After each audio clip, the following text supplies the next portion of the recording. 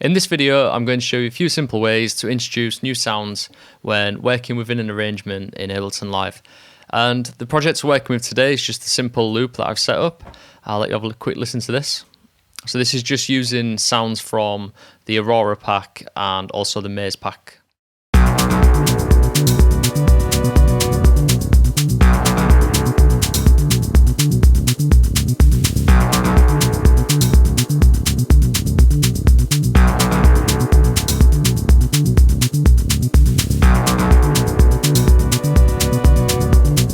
So that sounds great, but I've got a new sound that I would like to bring into the arrangement, and we could do this just by dropping it straight in on the next bar. So I'll let you have a quick listen to what this sounds like.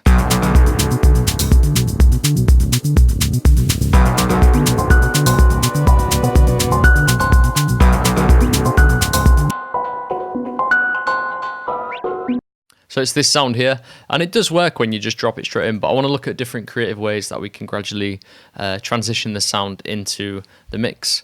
And one of the easiest and most simple ways to do this is to simply just raise the volume as it comes in.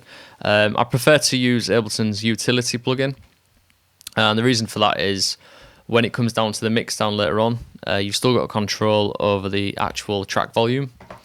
So I've just set up an automation lane here, and that will gradually bring in the volume so it comes in a more subtle way and transitions in nicely. So I'll have a quick listen to this.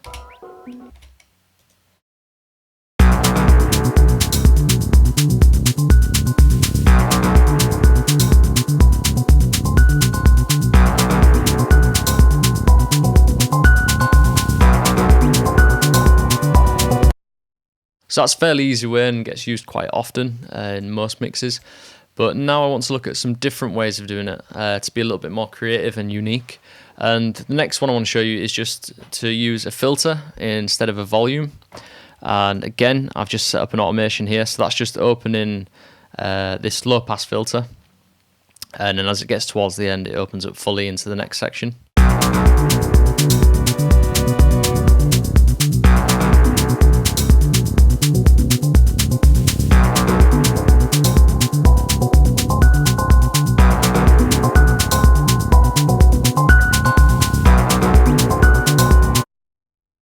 Very similar to the first one, just a little bit different.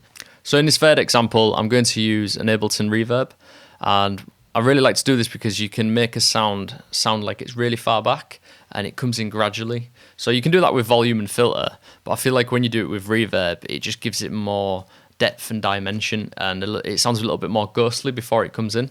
So what we're going to do is we're going to set this dry wet knob to 100%, and then we're going to fade it back to 50, and then it's going to drop back into dry.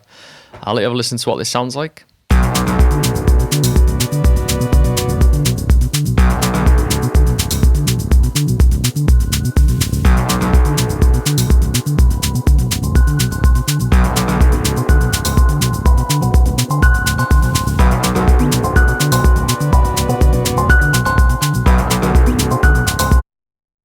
So I also used a gain plugin there as well, because I didn't want the section to start off with like a full reverb sound. So you can actually fade in the reverb effects and then dial back the dry wet. So in this next example, I'm just going to take a fragment of the loop rather than using the full loop and giving too much away to the listener, and we're just going to kind of tease the noise in before it comes in fully. And to do this, I'll just quickly turn off these plugins. To do this, we're just going to take this little fragment of the loop, and I've just drawn in a volume envelope there. I'll have a listen to what this sounds like.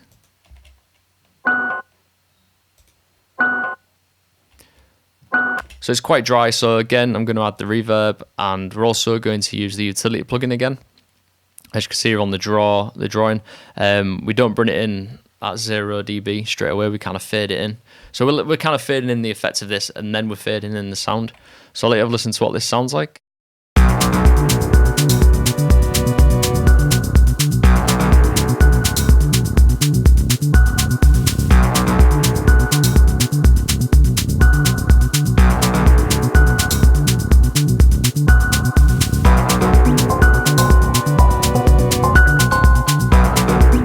So that technique is a really great way of slowly and gradually teasing in the sound before it comes in fully.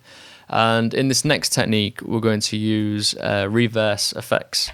So basically we can take a fragment of the loop at the beginning and we can reverse it, send it through an effects unit, and then we can then take that recording, reverse it back, and we get this kind of like opening sound, like opening effect before the sound comes in. And again, it's really ghostly and washy. So let's just dive straight into that and I'll show you how to do this. So what we're going to do first is we're going to take a little section of the beginning of the loop. So we'll take that. Let's have a quick listen. That will do. And then if we right click on the clip and consolidate it, or you can press Command and J, and then we're going to reverse it. It'll sound like this. What we're going to do with that is we're going to send it into a long decaying reverb, which I've set up on my return channel here. So if I just send that to the return, I'll have a listen to what this sounds like.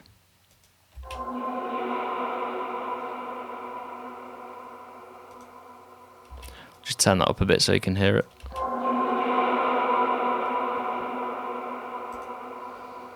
So the next thing to do is to record that into a new audio file. So if you go right click and then insert audio track.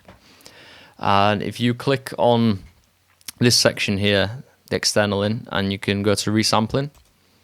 So that'll resample the master channel. So you want to make sure that you soloed the return channel so you're not getting the dry signal as well. If I press solo, I'm going to press record. So make sure you arm the track and then press record up here.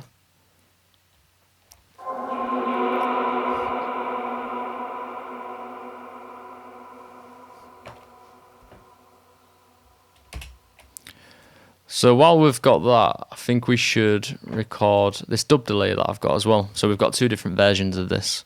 I'll let you have a listen to what this sounds like, and we'll just go straight ahead and record it in. Just move that over.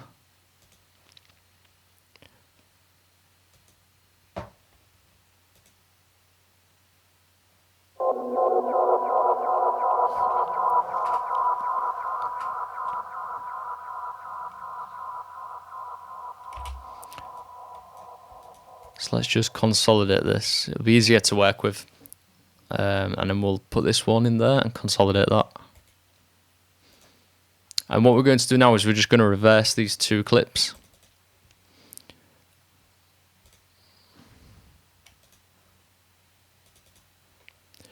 Reverse that one.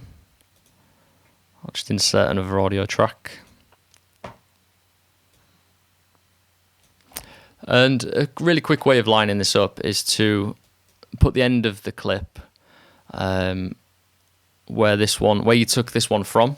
So if you just push it like that, and then if we stick on, turn this off, sorry, if we take that back a little bit and put a volume fade at the end, also with this one. And at the beginning of this, let's have a listen to that in solo. So I think this one's the reverb.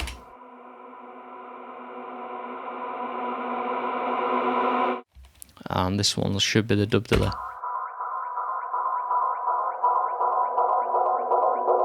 So let's just listen to those in context. I'm going to listen to the reverb one first.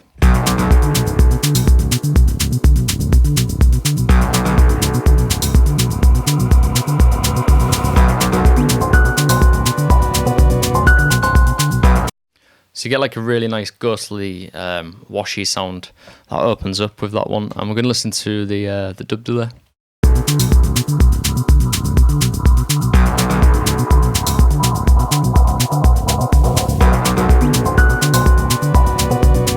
So I actually prefer the reverb sound. I mean, you can actually double these up as well. So if you press them both.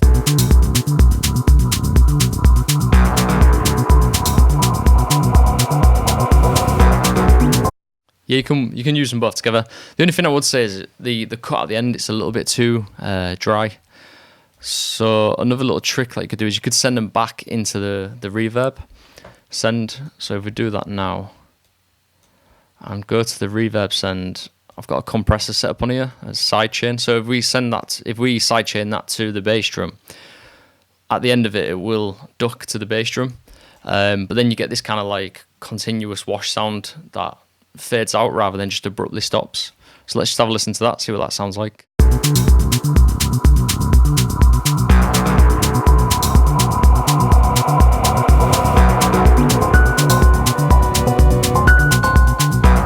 So that was a lot smoother with the return channel applied, sidechain into the kick. You get a much smoother transition rather than just that abrupt finish.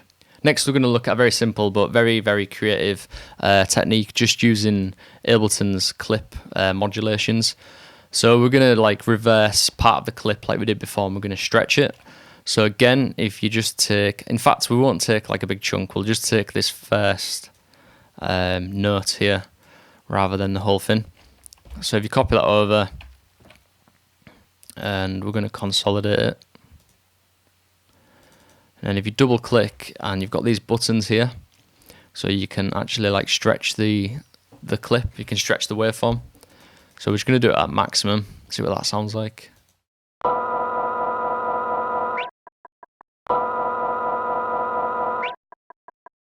Yeah, that's pretty cool.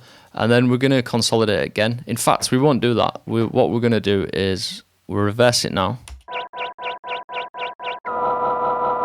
Yeah, because I'm not too keen on this kind of like dit sound. I want it to be a little bit more like smoother. So if you could put it on tones, you can play around with this grain size.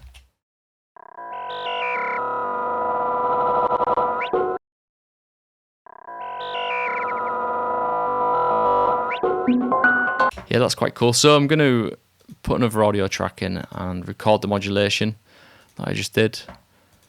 So let's press record on here.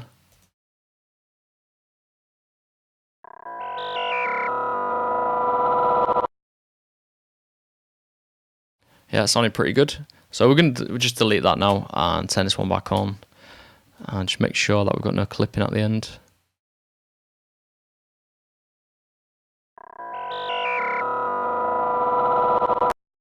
So I'll listen to that in context, see what that sounds like.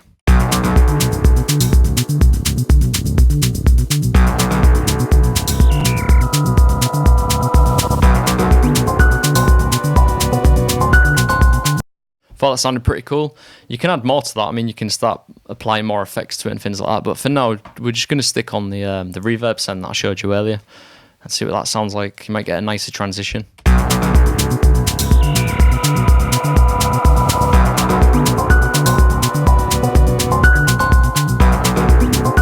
Yeah, that sounded cool. You kind of get like it sounds like a transition effect, but it like relates to the loop, so it sounds a little bit more coherent and it like blends more nicely than just sticking on a transition sample.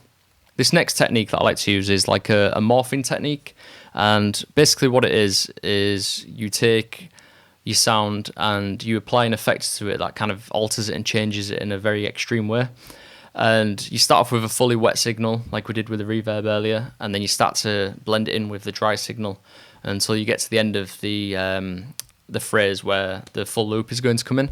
So to do this, we're going to use this free plugin which I showed you in an earlier video called Sound Hack Bubbler, and it's a granular delay plugin which makes loads of like grains at different pitches, and it's quite random. Really good little plugin for this kind of effect. So I'll let you have a listen to what this sounds like on its own as a fully wet signal.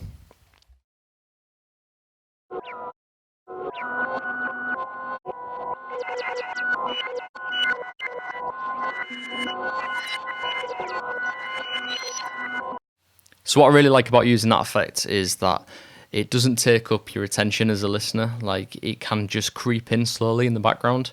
It's like nice little bits of ear candy and grain shards that kind of move around the stereo field. So what we're going to do is I'm going to put this back in with the reverb and the utility plugin applied. So because it's quite a dry sound as well, I want to add a bit of depth and ghostliness to that before it comes in fully. So we're kind of using two of the techniques we used earlier, which is the volume fade to bring the effect in, and then we've got the reverb one, and then we're going to use the bubbler as well. So I'll let you have a quick listen to what this sounds like just in solo.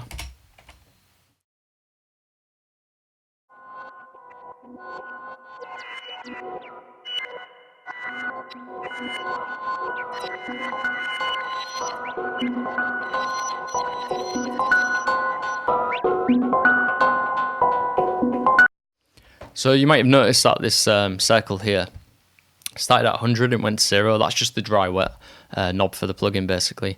And let's have a listen to what that sounds like in context.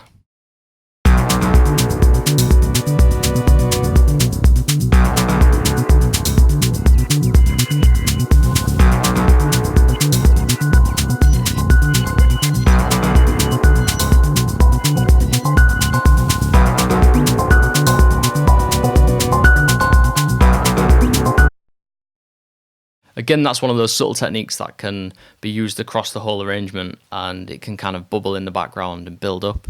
And you don't have to just use it on like one sound. You can kind of use that across the mix for all different sounds. So it's like this morphing technique is a really great way to add interest and like this kind of sonic cohesion across the whole arrangement. So things come in a more natural and interesting way. So that was a few very easy and simple ways to bring new sounds into the arrangement. Next, I'd like to know, how do you bring sounds into your arrangements? Do you have any special techniques or ways of doing things that really work for you? Please let us know by dropping a comment in the comment section below, and I look forward to checking those out. Thank you very much.